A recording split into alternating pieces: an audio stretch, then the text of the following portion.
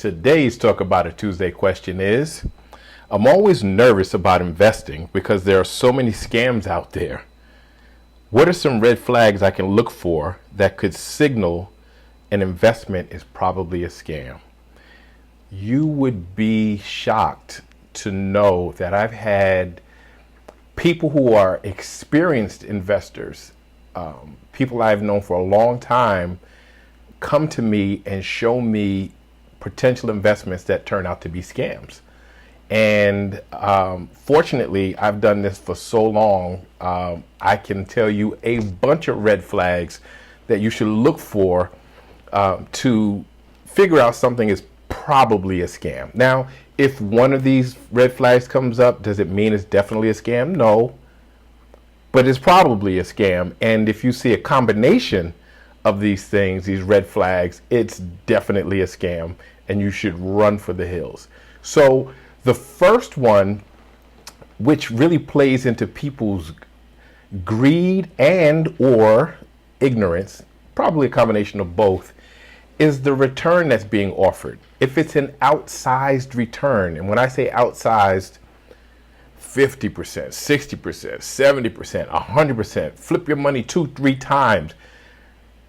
Those types of investments are extremely rare, and you would probably never come to a new person with a deal like that, because what comes with an outsized return, and again, it's rare that you get that, is extreme risk.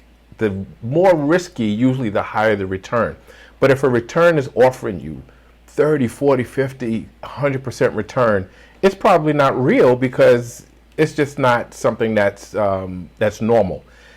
If the return is offered to be quick, a quick turnaround, oh, you get your money back in a month, 2 months. No, most returns are based on a 1-year return. So if they're telling you you're getting your money back in 2 weeks, 30 days, 6 months, it's probably not a real deal.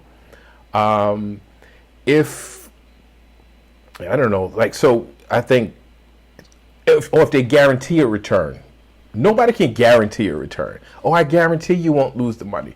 So if they say there's a guarantee, or there's no risk, or it's an extremely high return, or it's going to come back really fast, big red flag, probably not true. So that's one. Second one is if they want to pressure you to act right away.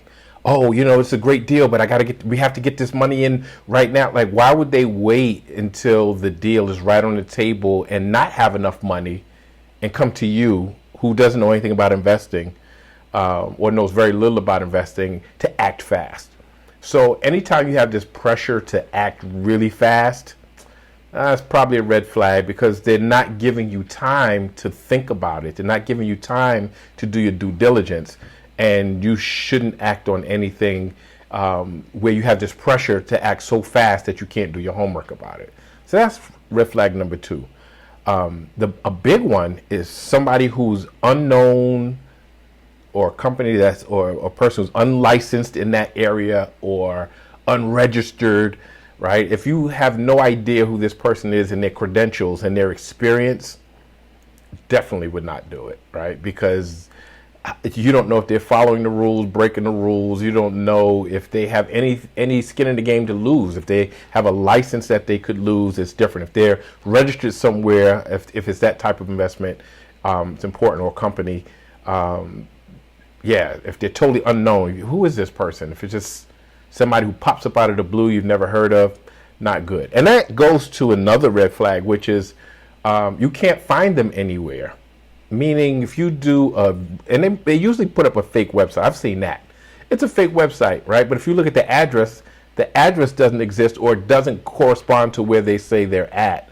Or they have no real deep social media presence. They have maybe a LinkedIn page with nothing on it and no history, right? So if you Google search somebody, like if you Google search me, you could find decades of stuff. You should be able to find some interviews somewhere, a body of work somewhere, some type of history in that area that they say they're in, right? There should be a deep history It should be multiple ways to find this person. There should be a real phone number, a real address, a real social media presence, something that's tangible that you can get your hands on. So that's the 3 red flags. If the investment itself is very vague, right? So, or if they try to pretend it's beyond your comprehension to really understand, and they give you some superficial understanding or some technical terms, and you don't understand it, you should never invest in anything you don't understand. If they have these proprietary secrets they can't reveal, that's code for it's nothing. Proprietary secrets, and we can't reveal it to the investor. Come on. What are you going to do? You're not a scientist or business. You're not going to steal it, right? So if it's secretive, if it's vague, if it's super complex, if it's proprietary, those are red flags. If they make you pay by wire transfer, be careful. If they make you, right, especially if the wire is going to somewhere that's not the same name as or company as where you're supposed to be investing. If they try to make you pay in cryptocurrency, run. Nobody needs to be paid in cryptocurrency. I don't care what the technology is or how new or fancy it's supposed to be. You don't pay in cryptocurrency. Obviously, you don't have weird things like gift cards or something like that. That's bizarre. That's a red flag. Let me see another one. Maybe. Those are pretty much the big red flags. And also if you Google them and if you Google search this person and you find all these complaints, or you find other people who have invested in complaint. And there's another one. So if they have a whole bunch of testimonials, but the testimonials are untraceable, meaning you can't actually contact any of these so-called testimonials, that's a red flag, right? So you should be able to speak to somebody, another investor. If they say, I have all these investors, okay, can I speak to another investor? And because I'd like to hear their take on it and what made them invest in what you're doing, right? You should be able to talk to a few of the investors. If they say they have these testimonials, they have other investors, you should be able to talk to them as well. So I think those are some of the red flags. You have to do your homework. You have to Google search. You have to, if they're supposed to be, check the SEC, check for complaints. Ask a million questions. If they don't want to answer your questions, and then run, right? Because why would they not want to answer every single question you have? I think you should check with a trusted financial advisor or somebody else who has experience in whatever it is you're trying to invest in, whether it's real estate or a business. But you have to do your due diligence. And most importantly, do not be afraid to walk away. There'll always be another deal on the table. That's not the last deal. It's not the best deal. If they're trying to make you feel like you're just going to lose out on the deal of a lifetime, that's a red flag. So run. I think that's a good list of things you should look for. So I'd love to hear your thoughts. I'd love to hear if you've been scammed, what it was, how did you find out? Hopefully you found out before you lost too much. But please like, share, subscribe, keep the questions coming, and I'll see you next Tuesday.